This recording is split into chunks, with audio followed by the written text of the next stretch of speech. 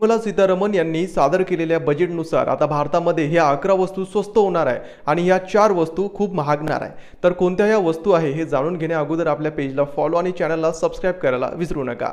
तर अर्थमंत्री निर्मला सीतारामन यांनी देशाचे बजेट सादर केले, परंतु या बजेटपेक्षा सर्वसामान्यांचं लक्ष फक्त एकाच गोष्टीवर होतं आणि ती गोष्ट म्हणजे कोणत्या वस्तू महागणार आणि कोणत्या वस्तू स्वस्त होणार। तर याबद्दलची माहिती आता समोर आली। तर निर्मला सीतारामन यांनी सादर केलेल्या बजेटनुसार भारतामध्ये मोबाईल आणि चार्जर, कॅन्सरवरील औषधे, सोनं चांदी, प्लॅटिनम, तांब्याच्या वस्तू, सोलर पॅनल, इलेक्ट्रिक वाहने, लिथियम बॅटरी, चामड्याच्या वस्तू, एक्सरे मशीन आणि सी फूड म्हणजे मासे हे स्वस्त होणार आहे।